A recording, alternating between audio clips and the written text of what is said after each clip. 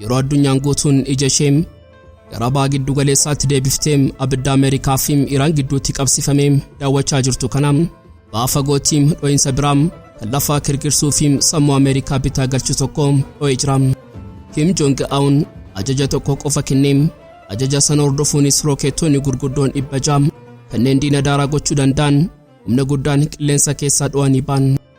Yeroo Kiim Joon Un dho'insa misaa'ilaa baalaasikii kana daawwatu kophaa isaa miti. Cina isaa intala xiqqoom umuriin ishee waggaa 13tti tilmaamamu tokkotu dhaabbatti. Ija ishee bifa abbaa ishee fakkaatuun kootii akka abbaa ishee gurraacha uffattee osoo bakka kaan misaa'ilaa dho'um harka abbaa ishee qabattee suuraa kaatiin. Intalli tun eenyudha? Maaliif iddoo dhiigni fi ibiddi jiru Iddoo Jeneraaloonni gurguddoon Roomanitti argamti bal'inaan qabannee jirra. Eegdonni Warraaqsa Islaamaa Iraan gadda wareegamaa hoogganaa olaanaa Aayatullaa Alii Kaameinii gara humna sibiilaatti jijjiiruun tarkaanfii addunyaan hin eegne fudhatanii jiru. Seenaa waraanaa kanaa keessatti yeroo jalqabaatiif bineensa samii isaanii isa dhokataa Misaa'ela Tarsiimawaa kan Sajjiil jedhamu gootummaatti dirree waraanaatti galchanii jiru. Misaa'ela Sejjil maaliif diinota Iraan roomisiisaa? Iccitii misaa'ela kanaa qabannee jirra. Maddeen waraanaa Iraaniif amanamootaan suuraa fi ragaa Dirooniiwwan Haaraa lamaa Shahed 101 fi Shahed 107 jedhaman ifa godhanii jiru. Meeshaaleen kunneen Dirooniiwwan idilee miti. Isaan iccitii samii warra dhoosanidha. Yoo aga xumuraatti nu faana turtan iccitii bal'aanii dhageessuun qophii keenyaa like gochuun jalqabaan affeerraa keenyaa yeroo maraatiin. Yooyyaam ashamaar kafuunee kabajamtoota dhaggeeffattoota keenyaa kun Oromia 24 Newsdha. Kanneen chaanala YouTube keenyaa Haaraa taatan subscribe gochuun maatii keenya ta'aa. Qophiin keenya namoota hedduu bira akka ga'uuf like share gochuun waliif qooduun dagatinaa. Hanga xumuraa qophii keenyaatti turtii gaarii.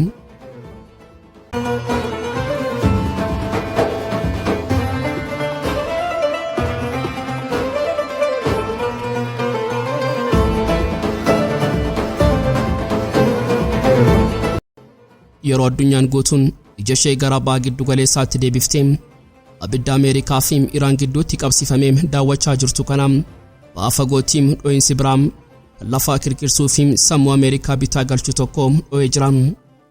Magaalaa cufamtuu Pyongyang irraa fagaatee qarqara galaanaatti namicha addunyaan akka bineensaatti sodaatu Kiim Joon Un kootii isaa gurraacha uffatee ija isaa gara samiitti ol qabee dhaabbachaa jira. Guyyaa sanbata darbe kana Kiim Joon Un ajaja tokko qofa kennee ajaja sana hordofuunis rookeetonni gurguddoon 600 kanneen diina daaraa gochuu danda'an humna guddaan qilleensa keessaa dho'anii ba'an. Taphni kun salphaa miti. Rookeetonni kun fageenya kiiloomeetira 364 balali'uun odola xiqqoo tokko kan galaana Bahaa keessa jirtu dhibbeentaa dhibbaan gidduu ishee rukutanii daaraa godhan. Kiim Joon Un seeqa guddaa seeqaa jeneraalota isaa fuulduratti rukutaan kun diinonni keenya warri kiiloomeetira 420 keessatti argaman hundi hirriba akka dhaban godham jechuun dhaadate. Asirratti diinni inni dubbate eenyudha? Raayyaan waraanaa Kooriyaa Kaabaa battalumatti naasuusaa ibsee jira. Akka isaan saaxilanitti Kiim Joon Un rookeetii qofa osoo hin taane magaalaa guddoo isaa cinaa naannoo Sunaan jedhamurraa misaa'ilota baalaasikii 10 yeroo tokkotti gara galaana Jaapaanitti dhukaasee jira. Maaliif Kiim yeroo ammaa kana dhukaasa kana hunda roobsaa jira? Deebiin isaa dhiphina Ameerikaa fi Kooriyaa Kaabaa keessa jira. Guyyoota darban kana loltoonni Ameerikaa fi Kooriyaa Kaabaa 18,000 ol ta'an daangaa irratti shaakala waraanaa guddaa gaggeessaa jiru.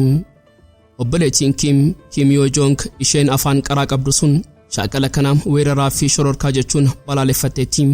Diinni daangaa keenyatti dhiyaatee yeroo nu doorsisu nuti harka marannee hin teenyu cichoomina keenya isa dhumaatu isin eegaa jettee kakatte. Garuu wanti hubatamu qabu tokko jira. Taphni Kiim Joon Un tapha daangaa qofa miti.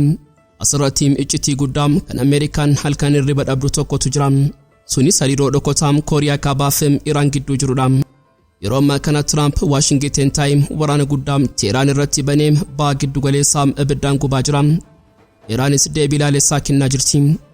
Yeroo Ameerikaan humna ishee guutuu gara Iraanitti geessitu Kiim Joon Un gara baatti ka'ee misaa'ela isaa 10 yeroo dhukaasu ergaan inni Trumpiif dabarsaa jiru ifadha. Michuu kiyyaa Iraaniin yoo tuqxe ani asuman jira humna kee iddoo lamatti qooduuf dirqamta.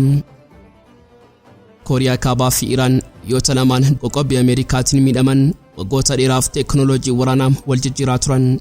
Misaa'elonni Iraan har'aa Teelaaviv rukutaa jiran baay'een isaanii bu'uura isaa saayinsii Kooriyaa Kaabaarraa kan waraabamanidha.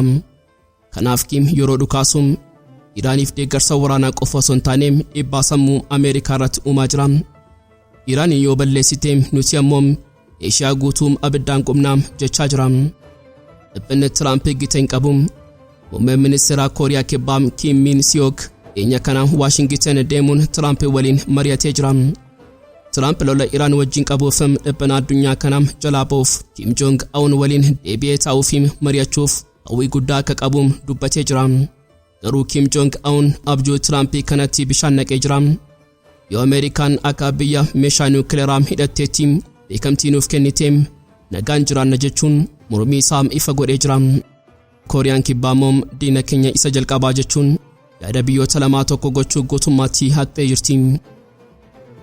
Yeroo Kiim Joon Un dho'insa misaa'ilaa baalaastikii kana daawwatu yeroo hundaa kophaa isaa miti. Cina isaa intala xiqqoom umuriin ishee waggaa 11 hanga 13 gidduu tilmaamamu tokkotu dhaabbatti. Ija ishee bifa abbaa ishee fakkaatuun rifeensa ishee sirriitti filattee kootii abbaa ishee uffattee osoo lafti kirkiruun osoo bakakkaan misaa'ilaa dhoom harka abbaa ishee qabattee suuraa kaatiin. Intalti tun eenyuum? Maaliif iddoo dhiigniif ibiddi jiruum iddoo Jeneraaloonni gurguddoon Roomanitti argamti? Maqaan ishee Kiim Joon Un jedhamti. Isheen intala Kiim Joon Un ishee lammaffaati. Kooriyaa Kaabaa keessatti seenaa maatiin biyya bulchuun kan dhiigaa paaktuu jedhamuun beekamuun akka waan waaqayyoon eebbifameetti ilaalama. Kiim Joon Un intala isaa tanaam yeroo iddoo waraanaatti baasuun uummata isaafis ta'e addunyaaf ergaa gadi fageenya qabuun dabarsaa jira. Addunyaan lixaam maaliif daa'ima iddoo waraanaatti fidaam jechuun yeroo komattuun Kiim garuu ta'e jedheeti. Iccitiin inni duraam dhaalaan godhaam. Kiim Joon Un ofiisaatiin ergaa aangoo qabatee boodaam dhiibbaa baay'ee argee jira. Amma garuu jeneraalota isaa warra dulloomoo sanaaf ergaa dabarsaa jira. Ani yoon deemeem kan ittaan ta'e dhuftuu isheedha. Ammumaa kaasaam akka mootii keessanitti kabajuu baraam. Intalli xiqqoon tun yeroo iddoo waraanaa deemtu jeneraalonni umuriin abbaa ishee caalan hundi addunyaa fuulduratti yeroo isheef jilbeenfatanii harkadhaan argina. Kunis uummanni Kooriyaa Kaabaa suutaan akka ishee fudhatu gochuuf tarsiimoo xaxamedha. Iccitiin inni lammaffaa fi inni hunda caalaam sodaachisaan ergaa niwukileeraa gara Ameerikaatiif dabarsuudha. Tiraamp fi hooggantoonni Ameerikaa yeroo hundaa Kooriyaa Kaabaan meeshaa niwukileeraa ishee dhiisuu qabdi jechuun kadhatu. Kiim Joon Un garuu intala isaa qabatee iddoo dho'insaa misaa'ilaa ardii qaxxaamuraa yeroo dhaabbatu ergaa cimaa tokko dabarsaa jira. Meeshaan niwukileeraa kun kan kiyya qofa miti, wabii dhaloota dhufuuti. Ani niwukileera kanaam intala koo tanaaf dhiiseen darbaam biyyi keenyaam biyya niwukileeraatiin dhalootaam gara dhalootaatti itti fufaam. Argamuun intala isaam abdii Ameerikaan niwukileeranii kachiifna jettee qabdu guutummaatti kan awwaaluudha. Intalli tun mallattoom itti fufiinsaa sirna maatii Kiimii fi meeshaa waraanaa taatee jirti. Walumaa galatti haalli addunyaa keenyaa yeroo ammaa kanaam muddama keessa jira. Baha Giddu-galeessaatti Iraan haaloo jettee Ameerikaa fi Israa'eliin barbadeessaa jirti. Baha fagootaa immoo Kiim Joon Un intala isaa harka qabatee misaa'ilota 10 dhukaasisee jira. Lutuquun du'a filachuudhaan jechuun dhaadata. Ameerikaan dhiphina dhumaa keessa seentee jirti. Iddoo lamatti waraana geggeessuu waan hin dandeenyeef Tiraamp waraana Baha Giddu-galeessaa uumeera. Garuu abidda Kooriyaa Kaabaa dhaamsuuf humna hin qabu. Seenaan niwukileeraa gootummaa dhokotaa fi tapha siyaasaa kun addunyaa keenyaa gara boqonnaaraa kan namni kamiyyuu tilmaamuu hin dandeenyetti oofaa jira. Yeroo addunyaan Iraan meeshaa ishee fixatteetti hooggansa dhabdee bittinnoofti jechuun eegdu Teheraan irraa deebii laalessaa kan sammuu jeneraalota Teelaaviivii fi Waashingtaniin bitaa galchuu tokko akka bakakkaatti dho'ee jira. Eegdonni Warraaqsa Islaamaa Iraan gadda wareegamaam hoogganaa olaanaam Aayatullaa Alii Kaameinii gara humna sibiilaatti jijjiiruun tarkaanfii addunyaan hin eegne fudhatanii jiru. Seenaa waraanaa kanaa keessatti yeroo jalqabaatiif bineensa samii isaanii isa dhokataa Misaa'ela Tarsiimawaa kan Sajjiil jedhamu guutummaatti dirree waraanaatti galchanii jiru. Mee ga'umsaa fi dandeettii Misaa'ela Sejjil kanaa gadi fageenyaan haa madaallu. Maaliif Israa'elii fi Ameerikaan meeshaa kana hunda caalaa sodaatan? Sajjiil meeshaa waraanaa idilee miti. Inni mootii saffisaa fi dho'insaati. Saffisni inni qilleensa keessa itti fiiguum sa'aatiitti kiiloomeetira 17,000 ol ta'a. saffisa suukanneessaa kanaan yeroo inni samiirra barrisu sirni ittisaa qilleensaa Israa'el inni addunyaa irratti dhaadatu ayirondoomi yookaan Har'a isa hordofee kuffisuuf carraa dhiphaa qaba. Fageenyi inni deemu immoo kiiloomeetira 2500 dha. Kana jechuun Iraan keessaa bakka barbaadde irraa Tel Aviv qofa osoo hin taane buufataalee diina isaa naannicha jiran hundaam daaraa gochuu danda'a. Wanti hunda caalaam jeneraalota rifachiisu garuu teeknooloojii boba'aa misaa'ela kanaati. Sajjiil mootora lama kan qabuu fi boba'aa jabaa kan fayyadamudha. Misaa'elonni boba'aa dhangala'aa fayyadaman dhukaafamuu isaanii dura yeroo dheeraa fudhatanii boba'aa itti guutuu gaafatu. Yeroo kana keessatti saatalaayitiin diinaam argee isa rukutuu danda'a. Sajjiil garuu akkas miti, inni yeroo hunda qophiidha. Daqiiqaa muraasa keessatti holqa lafa jalaa beem osoo iji basaasaa Ameerikaa hin libsatiin ibiddatee gara samiitti utaala. Haleellaan dilbata kanaa kan marsaa 54ffaa duula Waadaaqaa jedhamuun beekamu galiiwwan yookaan taargeetiiwwan salphaarratti hin aggaamamne. Eegdonni Warraaqsaa ifatti akka labsanitti Sajjiil kan qiyyaafatee wiirtuuwwan ajajaa qilleensaa Israa'el bakkeewwan murteen waraanaa itti kennamu uraalee indaastirii ittisaa fi bakka walitti qabamaa loltoota diinaati. Iraan amma gamoowwan duwwaa rukutuu dhiistee sammuu fi lafee dugdaa waraanaa Israa'el dadhabsiisuu eegaltee jirti. Dhugaan lafarra jiru olola diinaa kuffisee jira. Chaanaaliin Israa'el 12 inni yeroo hundaa miidhaa dhoksuu barbaadullee dhugaa dhooftuu kanaam amanuuf dirqamee jira. Iraan misaa'ela mataa du'aa bittinnaa ubaatu nutti dhukaaste. Misaa'elli kun kallattiin gamoo tokko handhuura Tel Aviv keessatti rukuteera jechuun gabaasee jira. Yeroo waraanni dhiiga dhangalaasaa jiru kun Quraana 28 irraa eegalee cichoominni Iraan agarsiisaa jirtu baay'ee kan nama ajaa'ibudha. Ameerikaa fi Israa'el waraana kanarratti Aayatullaa Alii Kaameinii hoggantoota waraanaa gurguddoo ajjeesuun Iraan mataa kunneerraa isheen amma ni jilbeenfatti jechuun yaaduun isaanii dogoggora seenaa isa guddaa ture. Iraan gadda ishee guddaa kanaam gara oomisha waraanaa fi cichoominaatti jijjiirtee jirti. Biyyoota muraasa keessatti marsaa 54ffaa ga'uunii fi guyyuma guyyaan meeshaa haaraa fi caalaatti ammayyoomee irratti baasuun ishee kuusaan waraanaa ishee ammam gadi fageenya akka qabu agarsiisa. Uummanni addunyaa amma waan tokko hubachaa jira.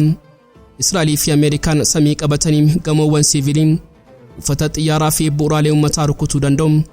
Garuu Iraan teeknooloojii lafa jalaa fi sammuu saayintistoota isheetiin meeshaa diinaa dabbuu fi onnee Tel Aviv dhiigsuun guyyaa guyyaan qopheessitee itti dhukaasti. Sajjiilarraa samii Israa'el tarsaasuun isaa ergaa cimaa tokko dabarsa. Hogganaan keenya nuuf aarsaa ta'ee jira. Garuu hafuurri isaa fi teeknooloojii inni nuuf dhiise hanga isin jilbeenfattanitti isin adabuu itti ufa. Waraanni kun amma sadarkaa haaraa seenee jira.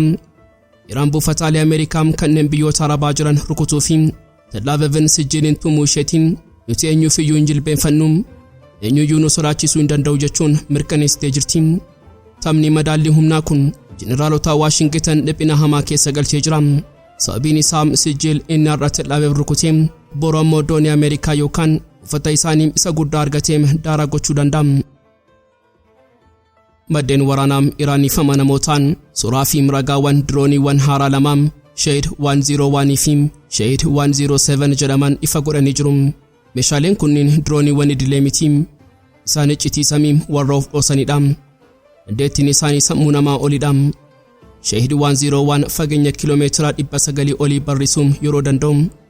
Obboleessi isaa inni hangafni Shahed 107 ammoo fageenya kiiloomeetira 1500 olii qaxxaamuree diina adamsuu danda'a. Kana jechuun Iraan irraa kaanii guutummaa Baha Giddu-galeessaa uffataalee Ameerikaa fi handhuura Israa'el gaaduuf harka dheeraa argatanii jiru. Dirooniiwwan kunneen teeknooloojii ajaa'ibsiisaa qabu. Boca isaanii yeroo ilaallu eegeen isaanii bifa qubee xaatiin kan ijaarame yoo ta'u, kunis qilleensa keessatti madaallii fi saffisa isaanii akka eeggatan isaan gargaara. Wanti caalaatti diina isaanii dhiphisu garuu haala isaan itti hojjetanidha. Isaan kun akkuma misaa'elaa kallattiin deemuun kan dhoosan qofa osoo hin taane dirooniiwwan rarraanidha. Lafa diinarra ga'anii samii keessa naanna'aa yeroo taargeetii isaanii sirriitti adda baafatan akkuma risaa gadi bu'anii of dhoosu. Furguggifamuun isaanis baay'ee salphaadha. Uffata xiyyaaraa yookaan daandii dheeraa hin barbaadan.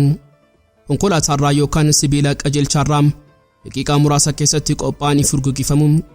Erga kaanii booda sirna hordoffii dursee itti guutameen ofumaan of geessu.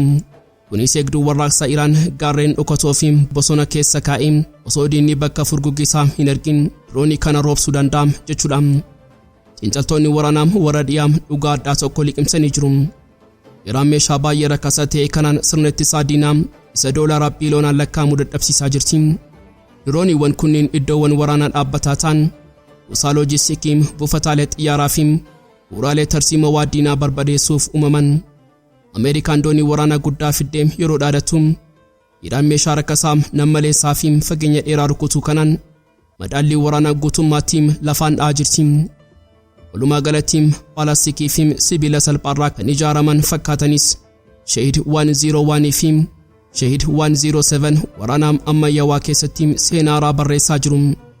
Iraan dirooniiwwan kana qabattee diina ishee waraana teeknooloojii fi diinagdeetiin adabaa jirti. Samii diinaa irratti xiyyaarri isaanii ija jaamee kiyyoo keessatti kufee jira. Waraanni kun amma humna sibiilaa qofa osoo hin taane humna sammuu fi tarsiimootiin murtaa'aa jira. Iraanis tooftaa dhokachuu fi ajjeesuu kanaan addunyaa dinqisiisuu ishee itti fuftee jirti. Egaan kabajamtoota dhaggeeffattoota Oromiyaa 24 News qophii guyyaarraaf qabannee dhiyaannee asumarratti goolama. Kanneen chaanala YouTube keenyaaf haaraa taatan subscribe gochuun maatii keenya ta'aa. Qophiin keenya namoota hedduu biraa akka ga'uuf like share gochuun waliif qooduun dagatinaa. Hanga xumuraatti waan nu faana turtaniif galatooma.